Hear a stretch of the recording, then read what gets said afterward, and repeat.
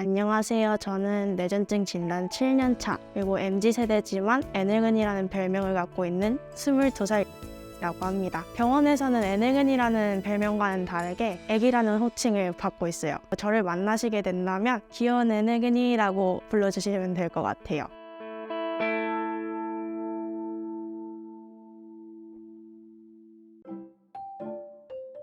뇌전증 진단을 받은 지 7년 차니까 2016년 10월 달에 처음 받게 됐어요. 진단받기까지 1년이라는 시간이 걸렸거든요. 중학교 2학년 때 체육 시간에 쓰러진 적이 한 번 있었어요. 근데 그때는 의식이 있었던 상황이고 평소에 두통을 달고 사니까 그런 게 아닐까 하고서 그냥 넘겼었거든요. 근데 몇 개월 뒤에 자다가 발작이 일어난 적이 있었어요. 그때 생각하면 아직도 막 생생하게 기억이 나요. 제가 잠을 자다가 눈을 번쩍 뜨면서 5초 뒤에 자이로드롭을 타듯이 위에서 아래로 빠르게 떨어지는 느낌을 받으면서 몸이 굳어졌거든요. 그 상태로 잠깐 정신이 나가다가 정신이 희미하게 돌아왔었을 때 엄마의 허리를 부서뜨릴 정도로 꽉 껴안으면서 비명을 지르고 있더라고요. 그러다가 또 기절을 했었어요. 증상이 있고 나서 대학병원에 들리게 되었는데 여러 가지 검사를 하던 중에 병원 관계자분께서 우울증이랑 ADHD 수치가 평균치보다 높다라고 말씀을 하셔가지고 정신과 쪽에 배정을 받게 되었고요. 정신과에서 주는 약을 2개월 동안 먹다가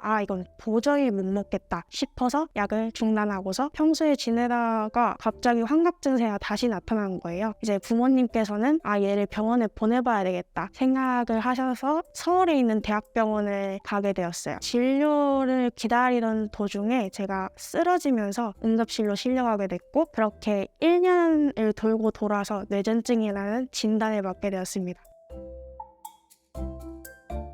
한 달에 한두 번, 크게는 3번까지 있어요. 저는 소발작 형태로 나타나고 있는데 가장 많게 나타나는 것들은 이렇게 손가락으로 기역자를 그린다거나 소리가 증폭돼서 들린다거나 보이지 않는 게 보이는 환각 증세라든지 말이 어눌해지는 것도 있고요. 이렇게 다양한 형태로 나타나고 있고 가끔은 경련이 동반돼서 나타날 때도 있어요. 그런 증상이 나타나면 짧게는 1, 2분, 길면 30분에 넘어갈 때도 있고요. 그런 경험을 하게 되면 1시간에서 3시간 정도 움직이기가 힘들 때가 있고요. 잠을 자기도 합니다. 제가 옛날에 친구를 만나기 위해서 버스를 타고서 이동하고 있었는데요. 이동 중에 잠깐 멍 때리는 증상이 나타나서 제가 내려야 할 곳보다 한 칸에 더 간 상황이었었어요. 급하게 하차벨을 누르고 그 다음에 바로 내려서 보이는 약국으로 뛰어 들어갔었어요. 근데 그 당시에는 증명할 수 있는 방법이 없는 거예요. 그래서 늘 핸드폰 케이스에다가 쳐놨어요. 포스트잇으로. 저는 뇌전증 환자입니다. 저를 안전한 곳에 눕혀주세요 라고 붙여놓은 거를 보여드렸더니 약사분께서 저를 소파 같은 데다가 눕혀주시더라고요. 그러고 한 몇 분이 지나고서 증상이 좀 괜찮아졌을 때 집에 안전하게 들어갈 수 있었습니다.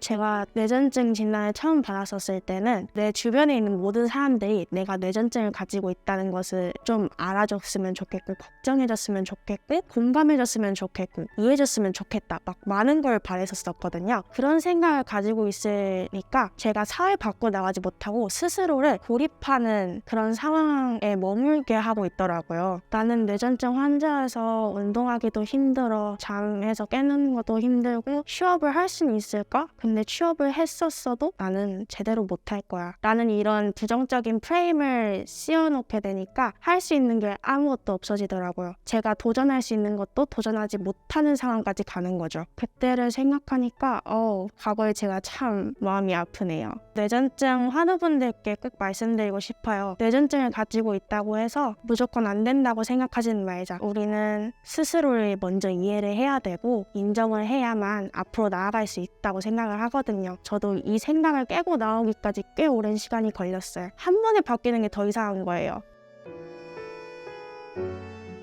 뇌전증 당사자로서 프레임을 깨고 나가야 되겠다라고 생각한 거는 대학생쯤 되는 것 같아요. 고등학교 3학년 때는 4년제 대학에 원서를 냈었어요. 그 당시에 지금보다 몸 상태가 더 안 좋았기 때문에 4년제 대학에서 내가 졸업을 할 수 있을까? 그런 생각이 들면서 자신감이 없어지게 되더라고요. 결국에는 2년제에 들어갔고요. 2년제 대학을 들어갔다고 해서 이 고민이 끊기는 건 없었어요. 저 같은 경우에는 제가 공부하고 싶었던 게 미용이고, 미용사 중에서도 이제 네일 아티스트를 하고 싶었었거든요. 미용 특성상 도구를 가지고서 사람 신체를 다뤄야 되는 일이기 때문에 혹시라도 내가 시술을 하다가 사람을 다치게 하면 어떡하지? 그런 고민들이 들더라고요. 뇌전증이라는 것이 저에게 장애물이었고 제가 앞으로 나아갈 수 없는 벽 같은 존재였었어요. 근데 원래 장애물이라는 거는 이렇게 허들처럼 튀어넘어야 되는 문제잖아요. 그래서 오히려 좋게 생각을 했죠. 이거 말고 또 다른 일을 찾아보자 하고서 저는 현재 진로를 과감하게 바꿨습니다. 제가 미용을 선택했었던 것도 디자인이라는 분야를 좋아해서 선택을 한 건데, 미용이 어려우니까 다른 디자인 분야를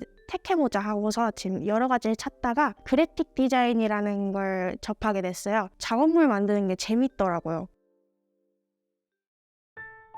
그 뇌전증 환우분들이나 보호자분들은 뇌전증 지원센터 카톡 채널이 있다는 걸 다들 아실 거예요. 어느 날 알림이 왔더라고요. 뇌전증 환우들을 위한 취업 프로그램이라는 알림이 왔는데 이거 한번 해봐야 되겠다 생각을 했었어요. 왜냐면 저는 그래픽 디자인 쪽으로는 공부를 하고 있지만 뇌전증 환우로서 취업 준비를 어떻게 해야 될지에 대한 고민은 늘 하고 있었거든요. 그래서 취업 관련된 그 프로그램에 신청을 먼저 하게 됐어요. 그때부터 제가 기대가 되더라고요. 뇌전증을 가지고 있는 다른 분들과 처음 만나는 일이기도 하면서 제가 가져갈 수 있는 그런 면접 꿀팁이 있을까? 마지막 시간에는 모의 면접을 볼 수 있는 시간이 있었어요. 저한테는 그게 정말 많은 도움이 됐었어요. 어떤 질문이 올지 모르는 상태에서 빠르게 머릿속으로 정리해서 대답을 할 수 있는 그런 능력이 좀 생겼달까요?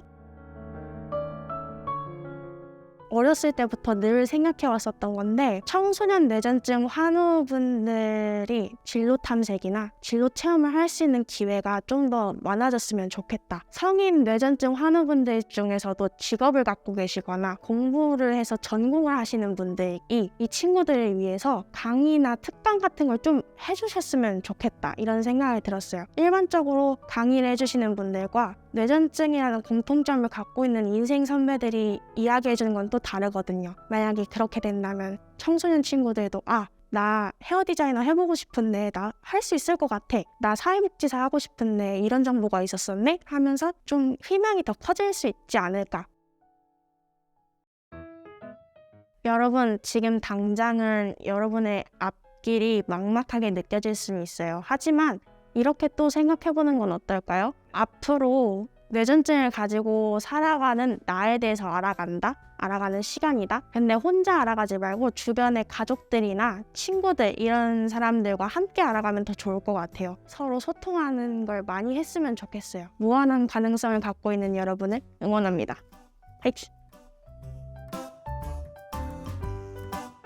아주 앙큼하고 귀여운 자식아, 내가 내 머리에서 지낼 때까진 잘 지내보자. 근데 오래 있을 거면 월세는 내야 되지 않겠니? 너 뭐 돼?